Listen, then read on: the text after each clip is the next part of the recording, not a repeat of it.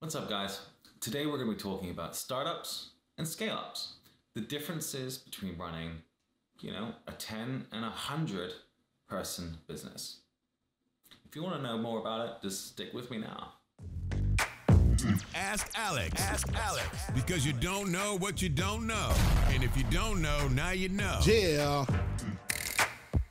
So what are we going to talk about today? Well, it's going to be about a 20-minute talk.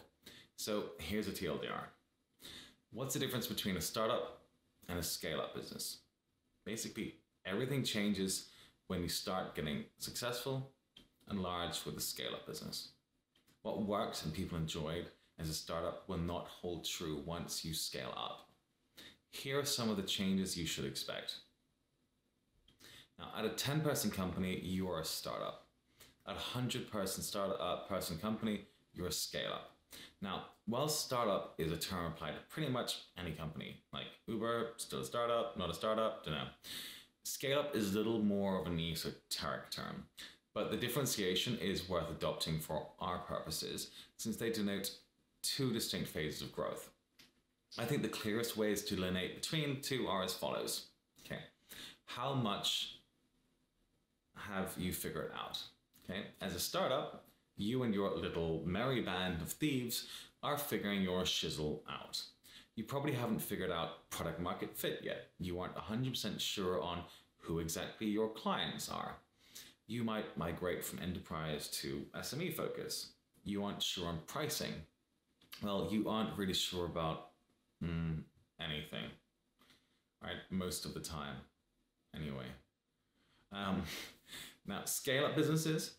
Now, something clearly is working to have the burn of a 100-person company. This is kind of terrifying. It should be exciting and kind of terrifying. You have most likely, I think delivery companies are exception here, validated your product, there is fit for customers, and you're trying to get your unit economics to optimize. There are still a lot of things you haven't figured out, but the future is a little bit more certain now. Now, how much you have raised. If you have gone through the whole VC funded startup route, then you've raised money. It will be very different if you are a rock star and figured out how to bootstrap. Congrats, dude. Now, startup. You are angel, pre-seed, seed, and Series A, real Series A. You've raised maybe 10 million max. But that depends how capital intensive your business is. All right, scale-up business. To me, the scale-up starts Series B. Again, real Series B. You're raising the tens of millions going forward. Your risk aversion and your threat of loss are a little bit higher because you're a bit worried now, okay? Now, for a startup, you literally have nothing to lose. You left Chuck E. Cheese to build your parking app, and if it doesn't work, you go back to flipping burgers for annoying kids. Your startup is worth nothing. You simply aren't worried about losing it all. If you find you don't quite have PMF, product market fit, and a developer has an idea for instant public updates, then fuck it, pivot. FYI, that was what Jack Dorsey did when he worked at Odeo, which later became Twitter. All right, read my my blog about startup pivots. I'll leave a link for you in below or wherever you're listening to this, show notes and stuff. Now, scale up business. You last raise at a 50 million pre, you own 50%. That's quick math, 25 million on paper. That is life-changing for 99.99999% of people. You can write a medium humble brag post and do the rounds at conferences and call yourself an angel investor now. You do not want to lose the glory that's so close, but yet so far. In startup phase, you might pivot at the drop of a hat. Now, no. Investors expect you to grow like a weed, doing what you're already doing. They're fearful of the golden goose dying too. And frankly, they'll fire and bring in Bob Barker if they get a sense you aren't cutting mustard. All right, time to scale is a distraction. Though time isn't really a great manner to separate the two is magic can happen. I interviewed a founder who scaled to 8 million revenue in 30 days. So you check out the video, by the way, from scratch. If you have an amazing team and so can raise a lot of money, you might enter a scale up period in a year or so. For many, it might take 4 or 5 years to even reach that point, not more. All right, so now hopefully we understand some of the differences between a small and a large company. Let's get into how managing the two are different. You don't want to have control anymore, but you have to let go. You need to create systems and bureaucracy in a scale-up business. Now, I've scaled a startup to 200 people in months from a hotel room.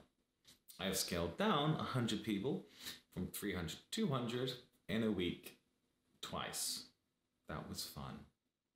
I've also bootstrapped all the way and struggled all the way. Now, when your mindset is scale, you remove yourself emotionally from the notion of control.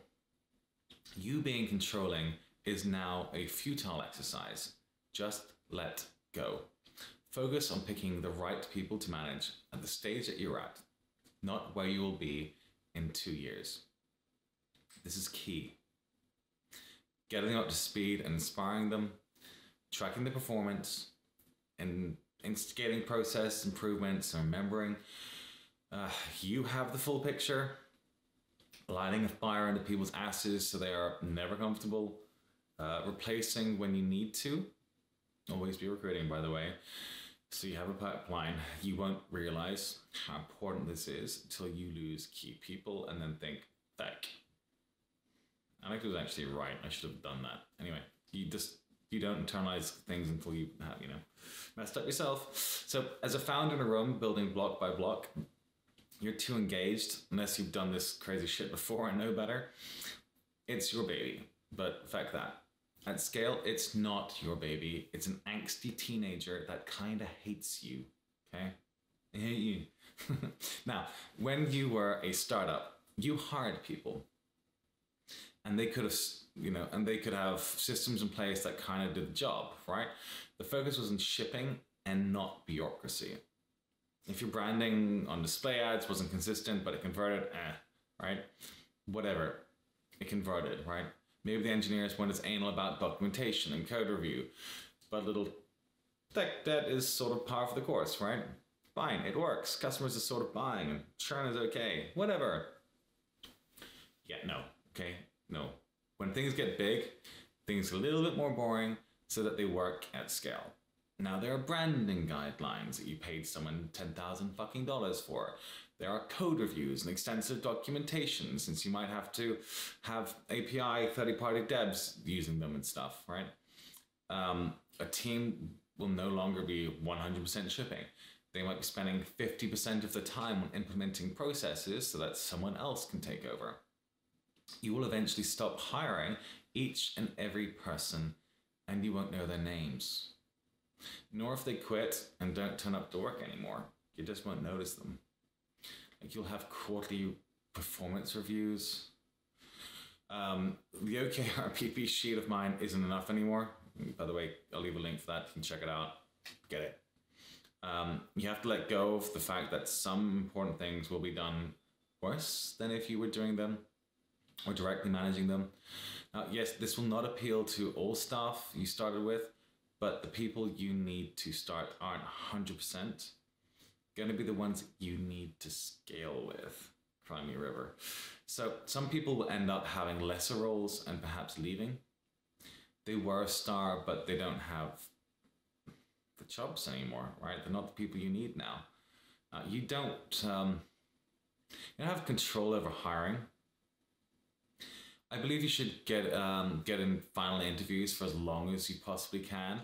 Clearly with under 100 people, it's a lot of work, but it's still manageable, right? And it's so important to keep a handle of your company culture. My friend is senior at Airbnb, and he told me Chesky & Co. still interview every single senior candidate before hiring them. So once you have over 100 people, you don't really have got the time or the interest to hire everyone, okay? And seriously, if you're an e-commerce, do you really give a toss about hiring some inbound minion in the warehouse? Like, no. It's called delegation. No, neither did I. I don't know who any of them are. Right? Your time is frankly better placed trying to land like an 800-pound gorilla senior hire that will move the needle for you. Okay. The lead engineer, new VP of sales, finance, etc. Like, it is a balls to land senior people. Again, trust me on this one.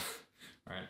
If you've done a great job mind-washing staff with culture, HR have sat in enough meetings with you to know what values you hire for, the questions you ask, etc., then you have created a hiring process you like by osmosis that can continue to bear the flame for you. Right? Maybe you wield control over final hiring decisions, but you put in enough effort that the final candidate you get is like 95% likely that someone that you would have hired yourself if you went through the process. So the final interview is really just closing the deal. Hiring is critical, but you need to vest control of it as soon as you reasonably can. And hiring is so dull. Look, being part of any startup is a constant learning process. You should never stop learning and never think you know everything.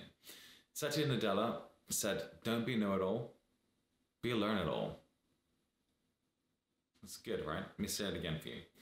Don't be a know-it-all, be a learn-it-all. Jason Lemkin tweeted this, and I quite like it, so I'll share it with you now. Around employee 50, you have to hire folks you wouldn't personally hire. Around employee 100, you have to hire folks you never interview. Around employee 500, folks will leave you before you even meet them. Around employee 1000, you'll have to hire 400 plus a year just to keep up. All right, I thought that was kind of cool. All right. You have onboarding processes. When you hire people in a startup, you interview them and make an offer on the spot. They start on Monday, or if you work at Rocket Internet, they start now. Did you bring your laptop? Maybe they use their own laptop or order one over the weekend. By the way, most of my friends don't even give computers to staff anymore to save money. They just, they get an employment contract and you tell them they'll get their share offer soon. And you point at the free desk and say, like, do stuff with your own laptop. Thank you very much. So at a scale-up business, your HR team start thinking about pretty things. There are employment startup offer letters. I will leave a link for you in this below, by the way, where you can get my template for this. You have a mentor buddy who shows you around. Oh, isn't that lovely? At Amazon, Bezos gets all the execs to spend a week in customer care to understand customers. But onboarding new staff isn't a one-time thing. You need to continually onboard them till they can onboard people as good as you would hope to do it yourself. Okay? And for managers, you need to constantly remind them to spend time with new joiners and not just to tell them about goals and culture when new people are hired, or remind them a few times. At a scale-up business, startup, staff need to hear about what matters most, over and over and over. Keep drilling into the head, right? They need to then live the company values every day and observe the leaders actually living them, being the embodiment of it, right? You need to make a conscious effort because it isn't something that just happens naturally at lunch every day. You're just too big now. You have a hierarchy. You didn't start a company to have a boss. At a startup, you're everyone's boss, bitches. Things are hectic, but chilled in terms of corporate BS. Your 10-person startup runs ideas, passion, and transparency. You're all in one smelly room, probably, turning over your shoulder to ask if something was shipped. You might start doing startup stand-up, but not too much more, right? It's a flat hierarchy with you at the top and everyone kind of somewhere below, right? Scale up. Hell no. You might start feeling like you're an IBM wearing a blue shirt. Yeah, fuck that. Sorry, but that's the way it kind of needs to be. 100-person scale-up needs organization and structure with functional responsibilities. The department heads and team leaders need to think constantly about like cross-department communication and flow of information. Like, it is actually really important, by the way. Now, there is a chart somewhere with a hierarchy that is a few branches deep now. Developers start getting titles like Level 2 Senior Quality Control Engineer rather than the Dark Lord, which they thought was funny, and you might not have had them call themselves before. But yeah, that doesn't work when you're a big company, right? People need to know what you actually fucking do. So my advice is to give people a proper title from the start and do away with all the stupid titles, because you end up needing to take them away later, and some people mind. Okay, like really, people latch onto the weirdest fucking things sometimes. So around 25 people, this ironic situation is going to arise. Staff hate the new systems, but they're going to bitch and cigarette breaks about why things don't work, right? No joke, okay? At 200 people, people will start vocally complaining at town halls. I experienced this at Lazada, trust me. 99% of staff expect things to work, but they will not take the impetus to fix things themselves. Someone else is meant to kind of do this shit now. It's better to be more structured than not, okay? It's better to have a stick up your ass than be disorganized. People may not like you, but they will respect you, right? Staff are not your friends. If you feck up, they are out of a job, right? There's a reason you will start increasing the mean age and having gray-haired old people, whatever, vegetating around, with their corporate experience, blah, blah, at around 100 people, or far less if you're much more product-orientated, like techie-wise, right? You may not like it, but do you want to build a big company and buy a small island or not, right?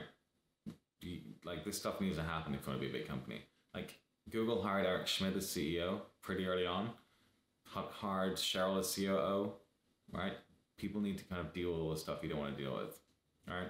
These folks deal with metrics, targets, processes, systems, all the boring things that you can possibly think about. So your company can scale up and you look like a pro. And so the VCs don't fire you, okay? You hire for specialists, not generalists. As a startup, stuff needs to get done. Someone bright with time is good enough. To do good enough, good enough is good enough. Done is better than perfect, as the percentage gain from 0 to 1 is like infinity. A scale-up business, it's more about optimizing. You need to do everything really well. And to do things really well means hiring experts. You don't hire one person to run marketing at a scale-up as you did when you started. Hell, one person at a startup who knows marketing is fucking magical, right? Nope. At a big scale-up, you might have 4 people just doing SEM, a few in affiliate, 20 in SEO, a channel management team, etc. Like, this obviously depends on your business model, but you get my point, right? Do you know any of these people? Nope. You might chat every other day with the CMO and, weekly with department heads just in marketing. But like everyone else, whatever. At a startup, you probably knew what keywords your SEM consultant was using and tracking that in detail so you weren't getting screwed. At scale-up businesses, there are so many campaigns, you don't even know how the system probably works anymore. And you know what? You just don't care. You're too busy, right? You're looking at the return by your channels or aggregate CAC and stuff, right? Now, that is just marketing, by the way. You're going to have teams for everything. And the management overhead for hiring a generalist to do something specialist will drive you insane. You'll reach breaking point if you've hired badly and pay someone twice what you should have just to get some extra sleep. And when you wake up, you're going to regret having done it. Waste of money. Now, as a rule of thumb, you shouldn't know about one topic more than one person in the company.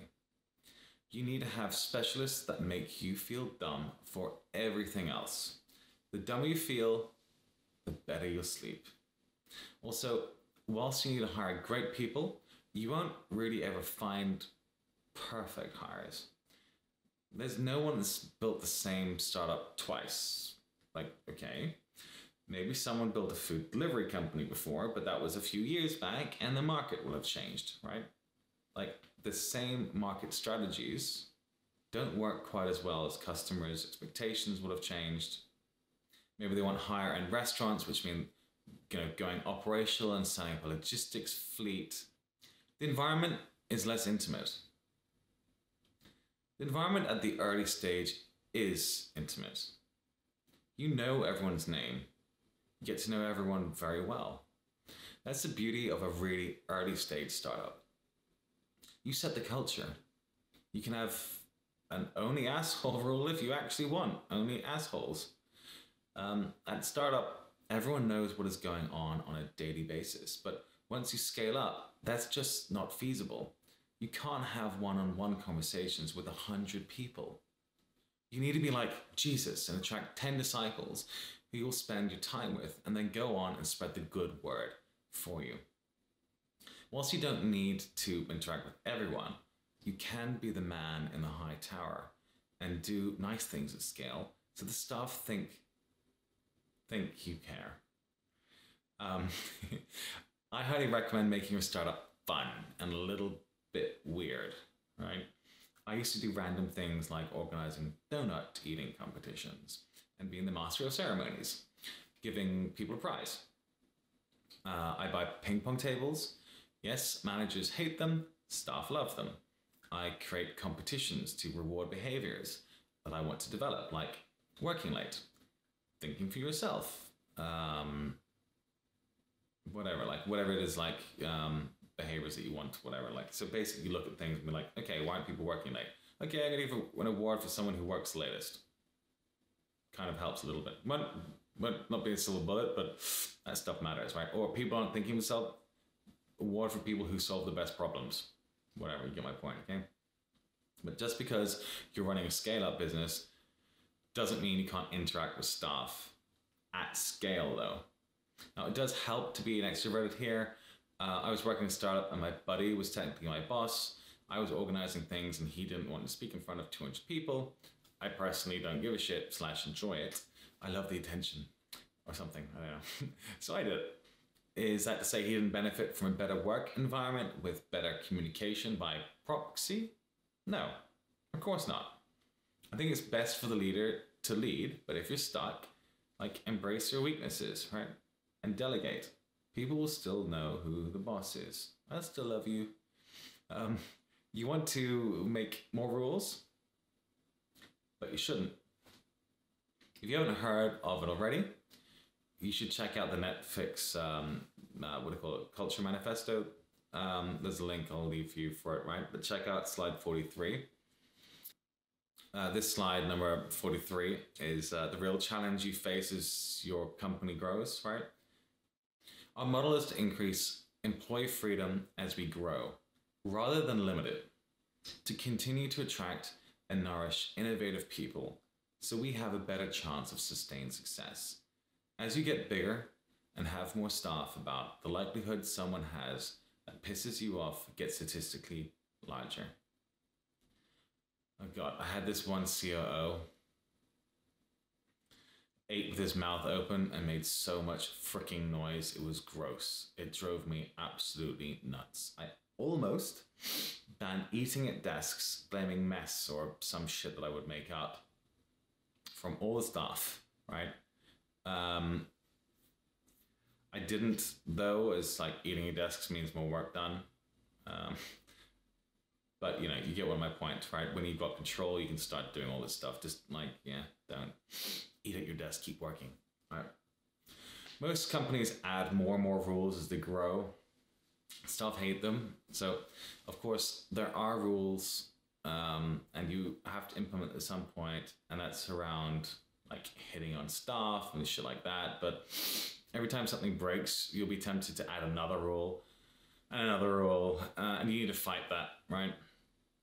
Learn from Netflix, learn from their experience. They learned and implemented this for a reason, okay? And Netflix is kind of big now, right? Push decision-making down as far as you can and let your team learn from their mistakes. That's so key, dude, okay? Note that this only actually works with smart stuff though, okay? It doesn't work in like customer care agent departments and stuff, okay? They want to be told what to do. I actually learned this from feedback, from actual feedback from my staff. Things continually stop working and fixes get harder. Whatever was once working when you were a startup will stop working when you are a scale-up. You didn't have so many complications and edge cases. Systems will stop being adequate faster when you are scaling up, all right? The constant change in your business will mean constant changes in your systems. Whatever worked a month ago might not be good enough this month. This will surely put a strain on your staff who are going to have to keep adapting, right? So when hiring people, it's a good idea to set the expectation that they have to be okay, or ideally want, rapid change and the needs and ability to effectively adapt to it. And whilst you need technical skills, you need to hire for culture too. It can take a long time to build a great culture, right? The one that you actually enjoy, and only a few hires to fundamentally destroy it. And not everyone you hire will have an appetite for change, right? Which leads to this important interconnected point. You need to remember you're a company, not a series of departments. You eventually need to start preempting failure in departments and understand that each department is a fundamental growth unit. If one thing breaks, it can impact the whole organization. There can be real implications of a department breakdown. Customer care might once not have been important, but if you notice your NPS steadily decreasing, you have an issue now. It may stem from product, but your underinvestment in customer care and customer success is now not capable to pick up the slack and mollify all these pissed off customers. You have limited funds, so you can't do everything perfectly. It becomes a juggling game where you prioritize one hole to plug as another springs up. At one scale-up business, I had a CEO screaming at me to do more marketing campaigns and get bigger discounts from merchants. I told the CEO to go to feck off, as my merchants weren't being paid on time and our processes needed to be fixed first. I only found this out when they tried making an order. Basically, total shit show. We had department heads, but no one tasked with interdepartmental integration. Do not forget that people need to talk to each other outside of their department. And I'm telling you from experience that they won't unless you make them or encourage that environment where they think that's okay. You also monetize people on the department targets.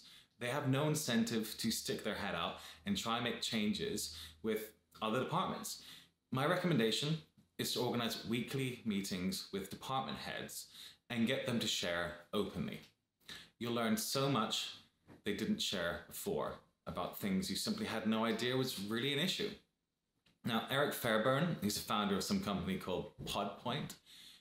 He says, each time your business doubles, everything seems to break.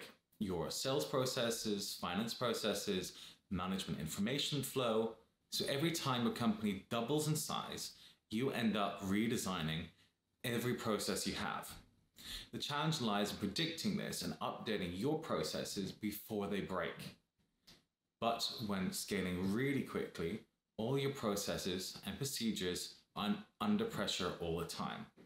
So it's hard to spot which one is about to fail next. Start to scale is a paradigm shift. Now, in start, you have to be engaged in everything as you have no people. When you have a lot of people, you need to be a bit of a sociopath and think of everything as, inanimate objects akin to like little chess pieces, your pawns. Now, this is pretty harsh, but if you have to fire 100 people, like I've done a few times before, the decision needs to be thought of like sacrificing these pawns. Now, sure, doing it sucks, but it's just a business decision. You have to be ruthless. So sorry, but I'm not sorry. Now, with the scale-up business, everything is about processes. You don't know people's names. Well, ideally you do, is they'll love you for it. But you won't know them, like everyone's name anymore. You know, the people in customer care is the customer care or customer success department. And you think about KPIs, and if the average person is doing enough calls on average, and if you need new software, you wonder if feedback is getting to the buying team, or if supply chain management knows that certain suppliers simply suck and we should be getting new ones. You don't think about individual cases, you think holistically. Then someone needs to build processes and run the department. Those people don't just report to you, right? They need to figure things out. You make it clear that they are accountable for results and have the control to do whatever needs to be done. Let go, right? You really just need to let go of controlling and micromanaging everything. It's just not going to work. And also, people are not going to work their asses off if you're, not giving them freedom to grow, right? And, take ownership of what they're doing. So meetings might seem like a pain before, but sorry to break it to you, meetings are now your job. You aren't meant to be busy, your staff are. You are there to do meetings with them.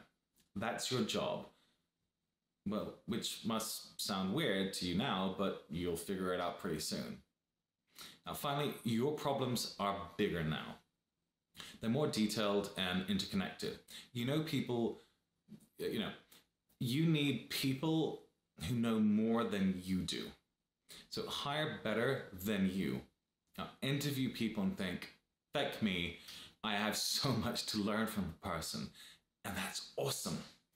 Don't think that they make you look bad, right? Your KPI is hiring to make you look great by being the dumbest, most senior person in the organization. Now, fundraising gets easier or much harder. Now, one thing I tell founders is you only have one chance to tell a story. Now, what do I mean by this? If you're a great salesperson, you can spin a reality distortion field by the strength of your will and your personality and con investors into backing you. They buy into your dream. Okay, you can maybe do this twice at Angel and Seed, but it's not going to happen at Series A. Forget it. You think Angel and Seed is hard, but you ain't seen nothing yet. If you don't have the metrics at Series A, right? At Series A, it's all about your metrics. Yes, your sales bullshit still matters, but if you don't have metrics now, you're fucked. I joke to founders, if you have a kick-ass up and to the right metrics, you only need a 5-slide deck. 1, cover. 2nd, team. 3rd, graph. 4th, a picture of a hot dog. And the 5th, where to wire me the patch, bitches. Now, it's kind of true. WAG got 300 million for dog walking. Seriously? But they clearly had metrics. Now, I've tried to actually get them, but I haven't been able to yet. But so, who wants to fund dog walking? Do you think VCs get up in the morning and think, do you know what? Life-changing businesses, that's not for me. Dog walking is. No. But do you know what? If you have metrics, Slack got crazy money. Why? Growth. In startup land, it's easy to raise money if you are kicking ass. Investors love growth stage as you have significant traction and there's visibility about most things. Numbers have a tendency to give people comfort. And trust me, it's way easier, if you're capable for it, to raise 100 million with a great company than it is to raise 5 million. But if you don't have the numbers, you're screwed. You can't tell a story anymore. You're desperately trying to close a bridge round, and no VC likes bridges rounds unless they're on predatory terms, which fundamentally screw your company anyway. So you survive in the short term, but well, long term, what was the point? You should probably just go set up another company. And next, you have a board to report to. If, like many companies you've raised, you have a board. A board means reporting. This means creating board decks, which could take, up to a day to a week, or maybe you have to delegate to someone, which is another person you can hire just to do this admin. Okay? In a scale up, your business, like your board, is paying attention to you as they hope you're going to make their fund. Okay. Now there's a template board deck that I made that I'll leave a link for you to check out. You can download it for free. I made it for one of my venture built companies, so it's designed for early stage companies. Though you can remove some of the accountability slides and augment it for a scale-up business relatively easy by just focusing more on metrics and what you've really been achieving. Okay. Now, as a startup, you may have had angels or maybe a VC at seed, which just let you get shit done, right? You ship stuff. Okay. They know you're figuring things out, so it's less strategy and more grind. Okay. Yes, you need to say what you're doing weekly, monthly email is probably fine.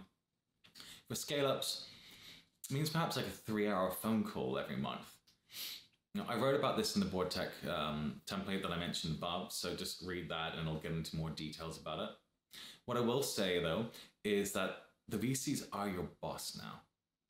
I know you probably quit your job, IBM or whatever, to not have a boss, but once you take money, investors are your boss.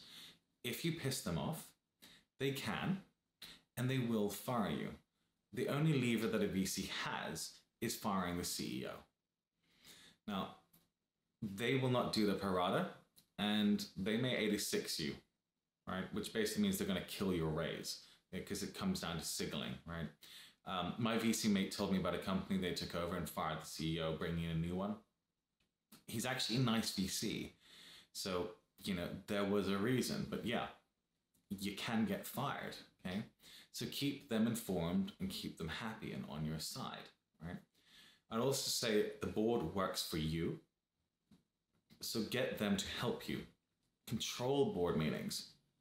Give them tasks to do and keep them busy, like helping you find a VP of engineering, make client intros, like whatever, leverage them. They really do want you to succeed. And especially if they put real money into you in your later stage. And firing you is actually a ton of work, okay? Now, next, you have product market fit or pretty darn close to it. So you're focused on growth. As a startup, you are trying to figure out if the idea you mapped out with Johnny and Murphy's Bar, when totally wasted, is actually awesome as you thought it was. Post your hangover, right? You figure out who the customer is, where you can find them, how much it costs to acquire them, how much they will pay you, and you raise money to figure out what works. Now, at a scale-up business, you have hopefully figured this all out. It's called having product market fit. To me, PMF means that you know your CAC and your LTV. If you spend X, then you get back Y with a certain defined payback period. And if you're happy with that, great. Your product and its features are what customers want, right? What they need, what you're selling towards. You're now figuring out how to do 100x of what works. Growth is hard. Now, yes, startup sucks as you got no resources, but scale up has its own challenges, just a hell of a lot more of them. At a startup, you're stressed about figuring out which CRM system to use. Now, at a startup, scale up, you're integrating a new CRM with marketing automation and customer care and success, and whoever needs the data in your business, like your business intelligence team, right? That's complicated. Not figuring out which CRM to use, right? You think you can do all of that yourself? Hell no. You need to hire a lot of specialists who have the knowledge you need to implement what really matters really quickly. Now, where the hell do you find all these people now? At a startup, you might have been smart and identified kids who are like 22 to 27, who are super bright and just figure shit out. But this just doesn't cut it at a scale-up business. You have to pony up cash for salaries and do some whining and dining to close these experts that you want, these big 800-pound gorillas who will really move the needle for you, and then run these processes that we talked about before, hiring all the people that you need. It's probably going to take you like a year to migrate your paradigms, the process and your systems from startup phase mentality to a scale-up one. And yes, it's going to be both painful and expensive. My advice is to make it less painful, is to hire better than you whenever you can. These people will know what to do and do a better job than you. Embrace that. Laugh how much easier life is now, and don't be threatened by them. You have to watch out for the bozo explosion, which I think was coined by Jobs. You spend a lot more money on marketing. Darn. The amount of money my marketing teams have spent in various companies is insane. And it's not always spent perfectly. I've seen CACs and display channels in the hundreds of dollars.